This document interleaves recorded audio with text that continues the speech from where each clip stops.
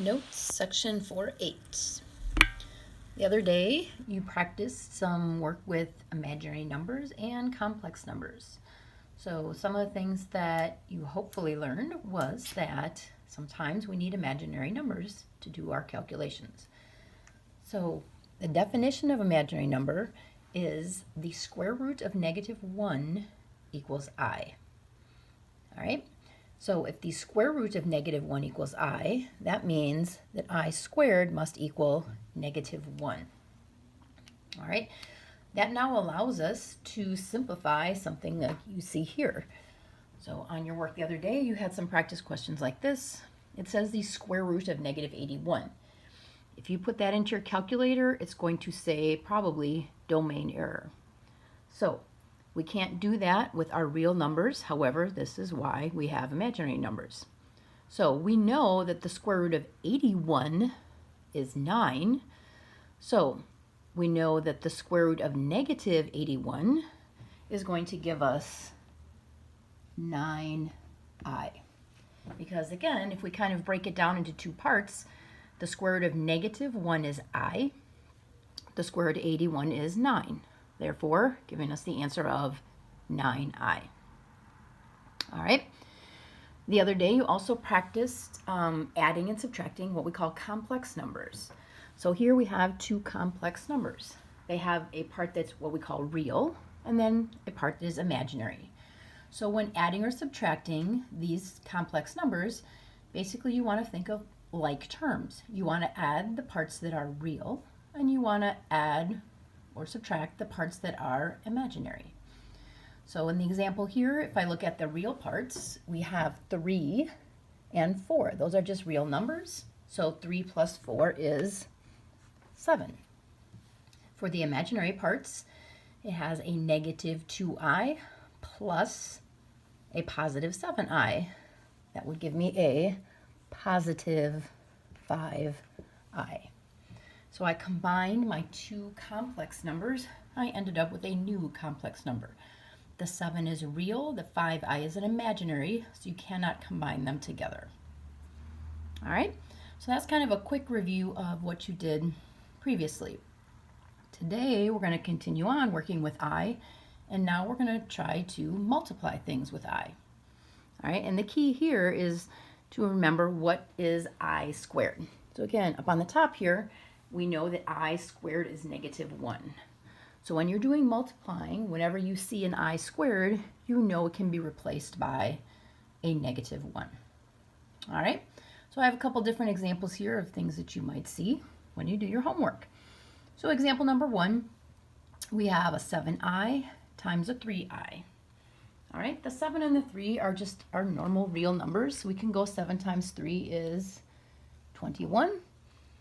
I times I would give us I squared, just like x times x is x squared, I times I is I squared. Okay, so we multiplied those two things together. Now again, like I said up on the top there, I squared is equal to a -1. So in place of the I squared, we can put in a -1. So that means we have 21 times a -1. My final answer would be -21. All right, and that's it for that. Example number 2, you can see some parentheses there. It looks similar to things we've done before. So in this problem, we're going to distribute, so a little more multiplying.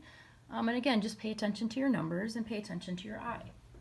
All right, so if I were to start this problem, we're going to take 2i times 4. So 2 times 4 is 8, and then I have I with it. Then we're going to go ahead and we're going to multiply these. And again, watch your sign. I'm going to put my minus sign. 2 times 5 is 10. I times I is I squared. All right.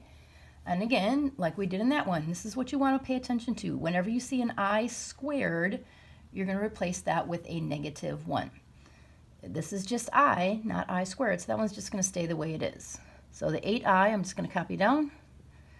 All right, my I squared, we're going to replace with a -1. Now again, here you just have to be careful and watch your signs. Again, 8i stays the way it was.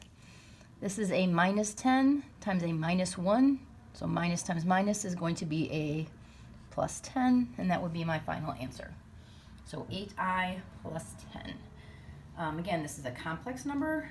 10 is real, 8i is imaginary, so please do not add them together. All right. Example number 3, again, should look familiar to things we've done before, only difference is rather than seeing x, you see this I in there. This would be an example of what I call FOIL. Some of you like to do the box method. I don't really care which way you like to do it. I'm going to show you FOIL because that's the way that I like to do it. Please feel free to draw the box if you'd like. All right, so FOIL again, first, outside, inside, last, which means I'm going to multiply four times, write my answers down, and then I'm going to look for like terms. I'm also going to look for I squared because again, that I want, if I do see an I squared, I'll replace that with our negative 1. All right, so we have, starting with 2 times 4, okay, we have 8.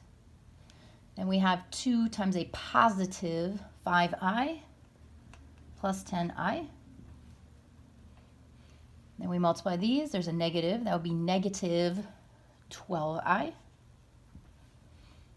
Okay, and last, I multiplied these last two. There's a negative sign there, so that'd be negative 15i squared. All right, so again, we're going to do a little work. We can simplify these. These ones are like terms. They both have I. Okay, so we're going to do a little work there. Here is my I squared. Okay, so again, my I squared, that I'm going to replace with my negative 1. All right, so we have 8. We have a positive 10 minus a 12. That would give me a minus 2i. Okay, we have minus 15. And then again, in place of my I squared, we're going to go ahead and put in our negative 1. All right. And again, this is where the signs get a little tricky, so I'm just going to kind of write it over again. 8 minus 2i, a negative 15 times a negative 1 would be a positive 15. All right, now these again are just real numbers, so we can go ahead and add those together. The imaginary part will again leave that alone. So the 8 plus the 15 would give me 23, and then I have minus 2i. So this would be my answer. Again, it's a complex number. The 23 is real. The negative 2i is my imaginary part. All right, and then the last one, number 4. Looks similar to number 2 in that you see parentheses and it looks like you're going to distribute here. One thing a little different, you might want to try to fix this before you get going, is you see this part right here. Okay, I know you don't like the way that looks. If you go back to what I started with in the beginning though, we can simplify this, maybe make it look a little better. Again, if I take the square root of a 16, that would be a 4. The square root of negative 16 would be 4i. So what I'm going to do, I'm just going to kind of rewrite everything and simplify that one little part. Okay, so the square root of a negative 16 is 4i. So now it looks like that. And now it looks just like what we did for number 2, and we can go ahead and we can distribute. Okay, and again, just watch the signs. Negative 3 times 2 would be negative 6. Negative times negative would be positive 12i. Again, real, imaginary. So that is our final answer, complex number. All right, thank you very much. Hope that was helpful.